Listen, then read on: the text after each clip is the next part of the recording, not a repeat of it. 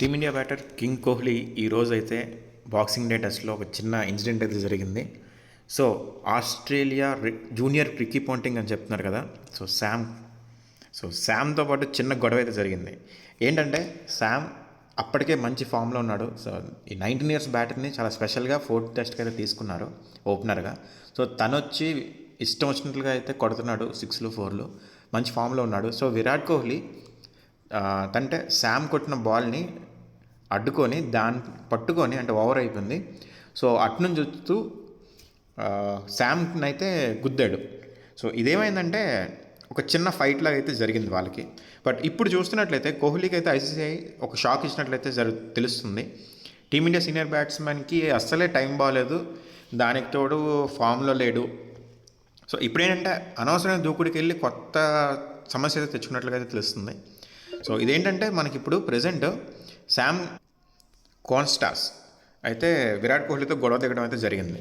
So వరుసగా 4లు 6లతో జస్ప్రీత్ బుమ్రా సహా భారత బౌలర్లు అందరినీ కూడా భయపడుతున్న కాన్స్టాస్ని కోహ్లీ అయితే గెలిగాడు.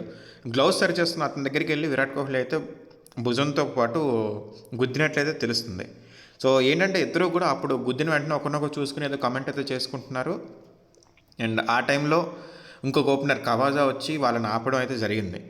ఇక్కడ మనకేంటంటే కాన్స్టాస్ తప్పు లేకపోయినా సరే కోహ్లీయే వెళ్ళి అతన్ని ఢీకొట్టడంతో ఇది ఒక హాట్ టాపిక్గా మారింది.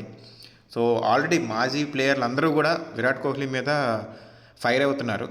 అండ్ దీనికి ఐసీసీ అయితే సీరియస్ అయినట్లుగా తెలుస్తుంది. కోహ్లీ మ్యాచ్ ఫీజులు 20% అయితే కట్ చేశారు. ఇది ఫస్ట్ రోజు కంప్లీట్ అయిపోయిన తర్వాత మ్యాచ్ రెఫరీ ముందు కోహ్లీ అయితే తన తప్పును ఒప్పుకున్నట్లుగా అయితే తెలుస్తుంది.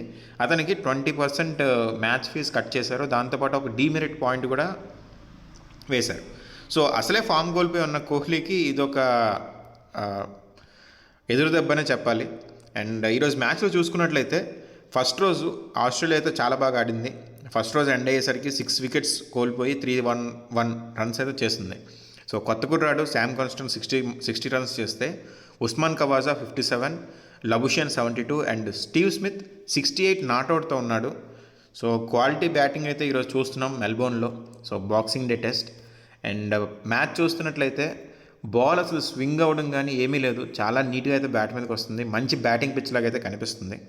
సో వెళ్తూ అయితే ఇది బౌలింగ్ చాలా బాగా మారిపోవచ్చు. బట్ ప్రజెంట్ అయితే టాస్ ఓడిపోవడం ఇండియాకు ఒక మేజర్ డిమెరిట్ అని చెప్పాలి.